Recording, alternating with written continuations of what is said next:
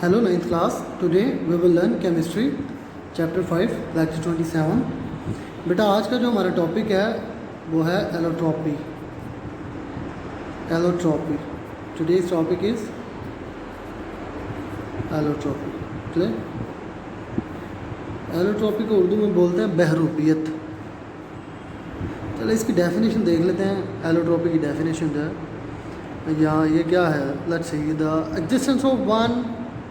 existence of an element in more than one forms in same physical state is called allotropy. क्या है? एक ही element की मैं चलो लिख देता हूँ. the existence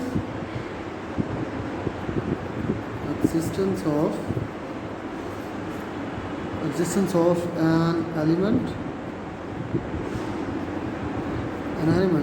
in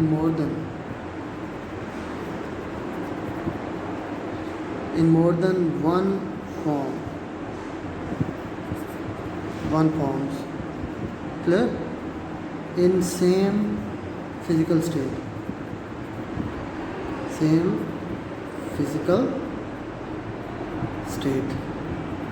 ठीक है बेटा.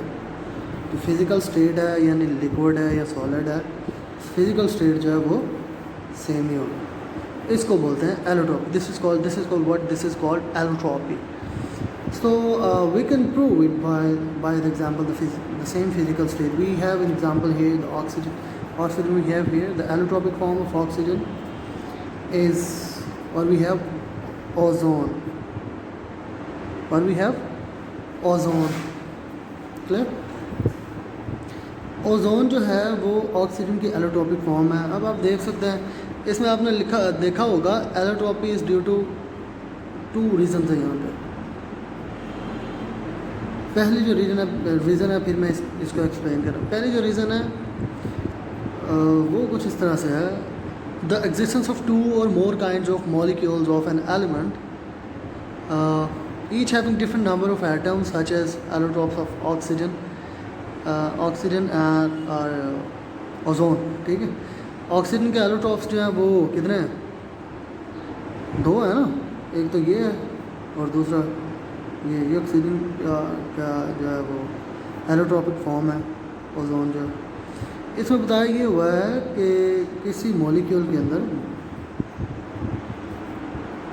मॉलिक्यूल्स में जो एटम्स की तादाद है ना, it depends upon the amount of atoms. तो ये डिफ़र कर सकते हैं. एटम्स की तादाद जो है डिफरेंस होने से भी फिर भी एलोट्रोपी का मुजाहरा हो सकता है. But the second one reason, अब सेकंड वन रीज़न क्या है बेटा ये देख लेते हैं. डिफरेंट अरेंजमेंट ऑफ टू और मोर एटम्स और molecules in a crystal of the element. ठीक है. अरेंजमेंट की बात करते हैं. एटम की अरेंजमेंट से भी क्या हो जाता है. एटम की अरेंजमेंट अगर ख़राब हो गई है या एटम की अरेंजमेंट चेंज हो गई, एटम की अरेंजमेंट चेंज होने से भी जो है वो एलोट्रोपी का मुजाहरा होता है. क्लियर? अच्छा, इसकी जो हमारे पास एग्जांपल है वो बेटा ये है सल्फ़र 8 S8. ठीक है. अब ये जो है ये क्रिस्टल फॉर्म में है. किस फॉर्म में है? सल्फ़र जो है वो एलोट्रोपी फॉर्म अपनी शो करती है और S8 ये जो है ये क्रिस्टल फॉर्म में. किस फॉर्म में बेटा? क्रिस्टल फॉर्म में. क्लियर? अब जैसे कि बेटा हमने ये बात की ऑक्सीजन की और ओजोन की, तो फिर सेम फिजिकल स्टेट आ गई. स्टेट का मतलब क्या? हालत. लिक्विड में है या सॉलिड में या गैस में. तो अब इनकी फ़िज़िकल स्टेट्स क्या है? सिर्फ जो एटम्स की तादाद है वो क्या है? डिफरेंट है. लेकिन इनकी जो फिज़िकल स्टेट है वो क्या है? ये भी गैस है. And this one also gas. ठीक है.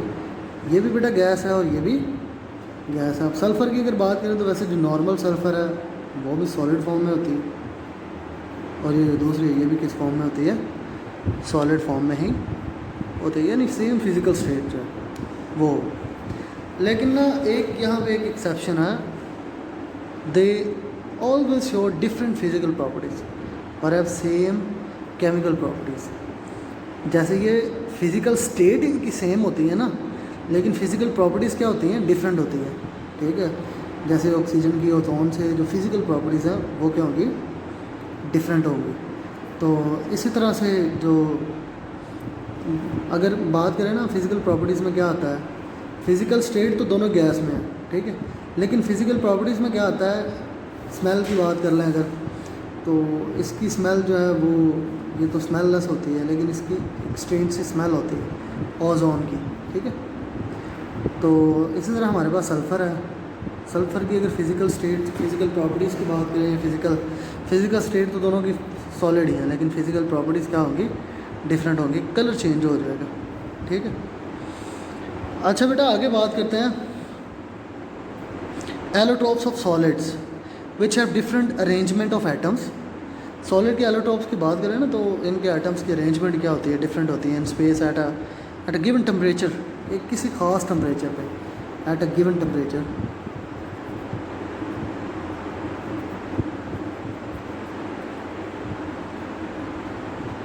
ठीक है बेटा, the arrangement of atoms change with the change of temperature and new allotropic form is produced। अब एटम की जो अरेंजमेंट है बेटा, एटम की जो अरेंजमेंट है वो चेंज होती है, कहाँ से, कैसे चेंज होती है, द चेंज इन टेम्परेचर। अगर आप टेम्परेचर में चेंजिंग करते हो तो then it's likely to change in the new allotropic form. ठीक है, एक नई एलोट्रोपिक फॉर्म में वो चेंज हो जाएगी। लेकिन जिस टेम्परेचर पे ये एलोट्रोपिक फॉर्म में चेंज होती है, at the temperature at which one allotropic form allotrope change into another is called transition temperature. For example transition temperature of sulphur. अब सल्फर का जो ट्रांजिशन टेम्परेचर है वो बेटा हमारे पास है 996 सेल्सियस। क्लियर, सल्फर का ये टेम्परेचर है। तो below this temperature rhombic form is stable. अब इस टेम्परेचर से अगर नीचे आएंगे तो जो रोम्बिक फॉर्म है ना, कौन सी फॉर्म बेटा, रोम्बिक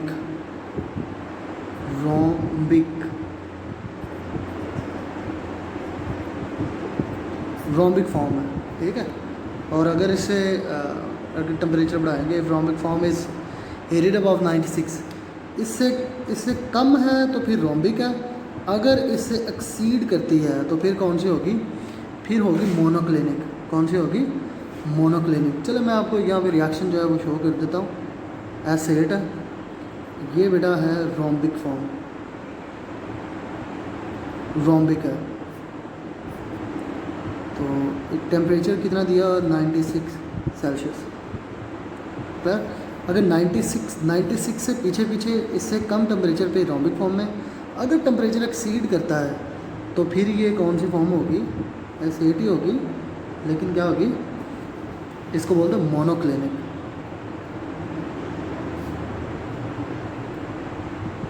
ठीक है, मोनोक्लिनिक फॉर्म में होगी।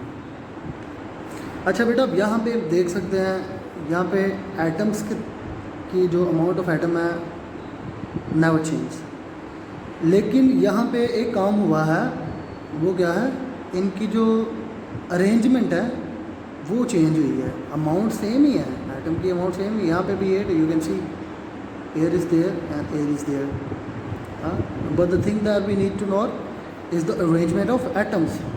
क्लियर, तो एटम्स की अरेंजमेंट कैसे चेंज हुई है टेम्परेचर बढ़ाने से।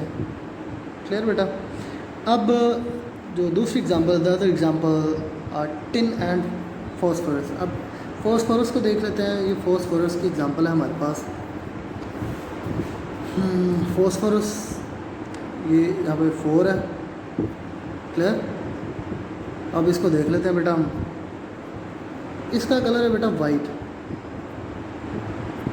कौन सा कलर, वाइट। और टेम्परेचर कितना दिया हमने, 250 सेल्सियस। 250 सेल्सियस से कम जो टेम्परेचर है उस पर क्या है, इसका कलर क्या है, वाइट है। लेकिन अगर इससे एक्सीड करता है, the temperature exceed from the given temperature 250 Celsius, the colour phosphorus will also be changed. Phosphorus before color will change, clear? और ये नंबर ऑफ जो एटम्स है वो भी चेंज हो सकता है। कलर क्या रेड हो गया, ठीक है बेटा। कलर वाइट से किस में कन्वर्ट हुआ है, रेड में।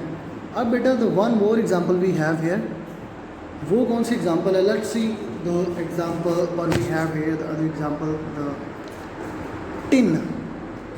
Tin we have here, the symbol of tin is SN. SN. The color is gray and the arrangement is cubic. Atom की जो arrangement है बेटा क्या है, cubic है. The given temperature is 13.2 Celsius is the given temperature. Well,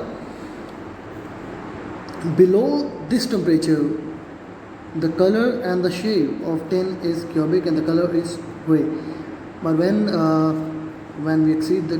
it exceeds the temperature from 13.2, when it exceeds SN or tin, gray to white is converted from gray to white, ठीक है, white colour हो गया। और इसकी जो shape है वो क्या होगी, टेट्रागोनल। कौन सी शेप होगी बेटा, टेट्रागोनल शेप होगी, क्लियर। ये था बेटा आज का आपका टॉपिक। और अगर अब इसको देखें ना, ये फॉस्फोरस की जैसे हमने बात की है, टिन की बात की है, तो वैसे जो आज का आपका टॉपिक है उसके मुताबिक अगर देखें, white phosphorus is very reactive. जो वाइट फॉस्फोरस है ना, ये बहुत रिएक्टिव होती है। This is reactive, very reactive, poisonous होती है एंड वैक्सी सॉलिड होती है। कौन सा सॉलिड होती है, वैक्सी सॉलिड, ठीक है, waxy solid, clear. It exists as tetra atomic molecules while red phosphorus tetra atomic molecule की फॉर्म में होती है। But when we talk about red phosphorus, while red phosphorus is less reactive, non-poisonous and a brittle powder, यानी powder की form में होती है, clear बेटा। ये था बेटा आज का आपका टॉपिक, होपफुली आपको समझ आएगी। थैंक यू सो मच, अल्लाह हाफिज़।